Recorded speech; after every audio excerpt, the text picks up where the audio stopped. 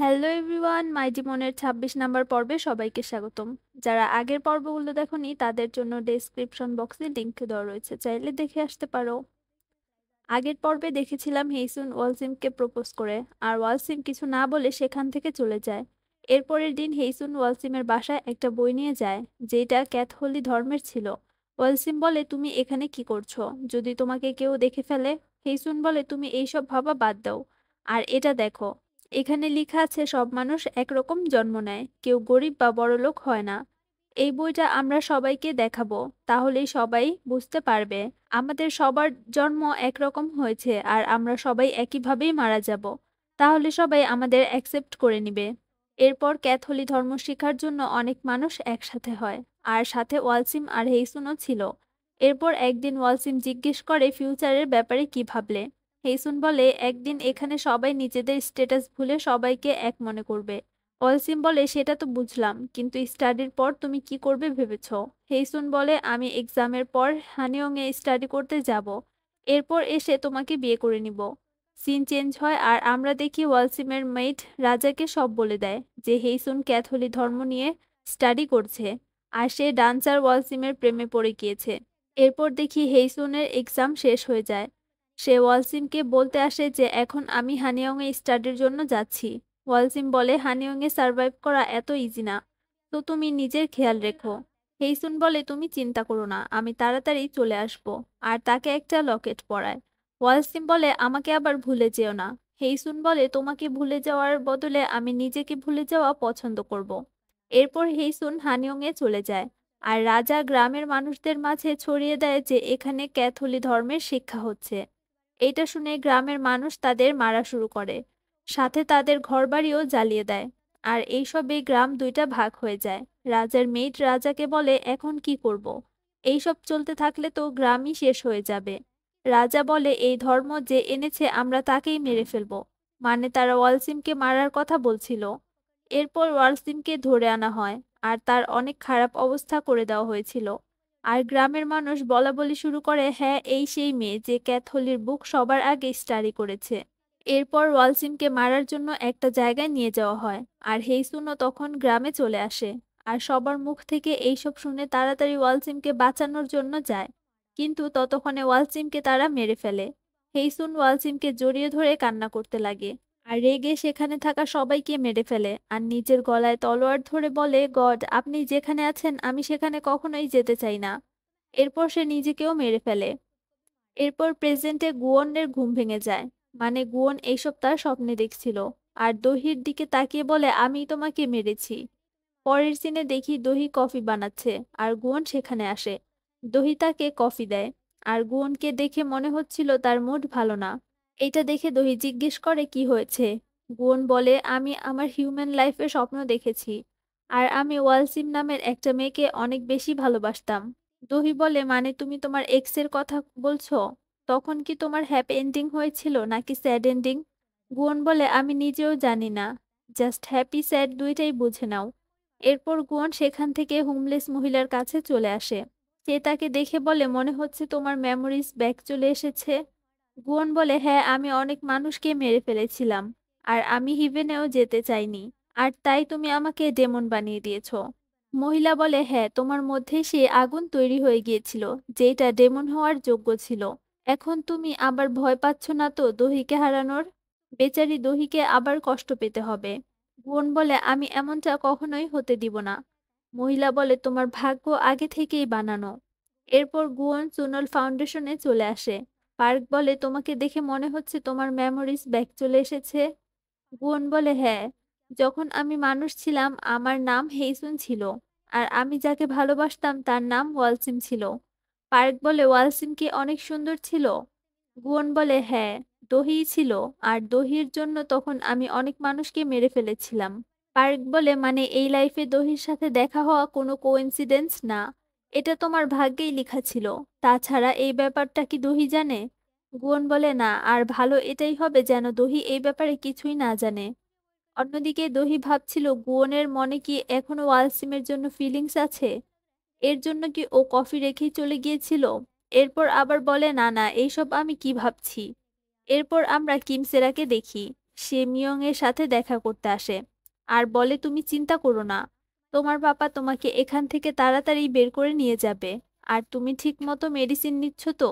তোমার অবস্থা অনেক খারাপ মনে হচ্ছে। মিয়ং রেগে বলে তুমিও সবকিছুই জানতে যে পাপা আমার সাথে কি করবে, তাই না? তাহলে তুমিও তো মনস্টারই, তোমারও তো পানিশমেন্ট হওয়া দরকার। কিমসেরা বলে আমি আমার লাইফে এমন কোনো ভুল করিনি যার জন্য আমার পানিশমেন্ট হবে। মিয়ং বলে তাহলে আমি কি ভুল করেছি? কিমসেরা বলে তোমার তাই করা উচিত ছিল যা তোমার আব্বু তোমাকে বলে, কিন্তু তুমি তার উল্টা করেছো, আর তাই তোমাকে পানিশমেন্ট দেয়া হচ্ছে। এইসব শুনে মিয়ং আরো রেগে যায় আর সে পাগলের মতো করতে লাগে। তাড়াতাড়ি তাকে সেখান থেকে নিয়ে যাওয়া হয়। মিয়ং যাওয়ার সময় বলে এর পরের সিরিয়ালে তুমি আছো। এরপর কিমসেরা একটা জায়গায় ফার্নিচার দেখতে আসে। তখন তার কাছে কারো কল আসে আর কল রিসিভ করতে সে অজ্ঞান হয়ে যায়। এরপর আমরা গুয়নকে দেখি যে দহির কাছে যাচ্ছিল। তখন সেখানে জুসিওককেও দেখতে পায়। জুসিওক গুয়নকে থ্যাঙ্কস বলে তার হাত ঠিক করে দেওয়ার জন্য। গুয়ন বলে আমি তোমাকে পছন্দ করি ভেবো না, আমার ইচ্ছে করছিল তাই আমি ঠিক করে দিয়েছি। এরপর দহিকে দেখি তার কাছে কারো কল আসে আর কল রিসিভ করার পর সে শক হয়ে যায়। আর তখন সেখানে গুয়ন আর জুসিওকও চলে আসে। দহি তাদের দুইজনকে বলে মিয়ং মারা গিয়েছে। এরপর দেখি মিয়ং ফাঁসি দিয়ে সুইসাইড করেছে। এরপর সবাই মিয়ংকে শেষ বিদায় দিতে যায় আর সেখানে নসুক তার ফেক কান্না করছিল। তার পিছেই কিমসেরা রেগে নসুকের দিকে তাকিয়েছিল। এরপর রেস্ট রুমে গেলে দেখতে পাই তার হাতেও আঘাতের দাগ রয়েছে। রেস্টরুম থেকে বের হয়ে জুসিওকের সাথে তার দেখা হয়। জুসিওক তাকে পানি সাধলে কিমসেরা বলে আমার পানি লাগবে না। জুসিওক বলে আপনার যদি কোনো কিছুর দরকার হয় আমাকে বলতে ভুলবেন না। কিমসেরা বলে ঠিক আছে। অন্যদিকে দহি নসুকের সাথে দেখা করতে যায়। নসুক বলে আমি ভাবিনি তুমি এখানে আসবে। দহি বলে কিভাবে না আসি, মিয়ং ম্যাডাম জুকে মেরেছে তাই এখানে তো আসাই লাগতো। নসুক বলে আমাকে মাফ করে দাও, আমি জানতাম না আমার ছেলে যে একটা মনস্টার। যদি জানতাম আগে ওকে থামিয়ে দিতাম।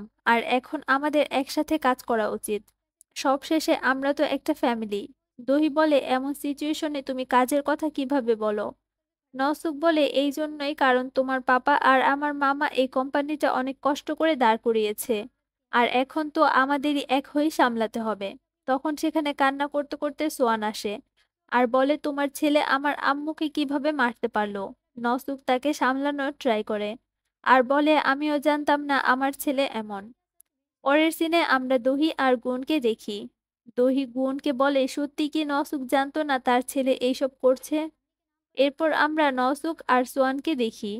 নওসুক বলে এখন ফ্যামিলি বলতে আমার কাছে শুধু তুমিই আছো। সোয়ান বলে কিন্তু আমরা তো তেমনটা ক্লোজ না। নওসুক বলে এখন আমাদের ক্লোজ হতে হবে। তাছাড়া মিরাই গ্রুপের ফিউচার বলতে তো শুধু অস্টিন আর জাস্টিনই বাকি আছে।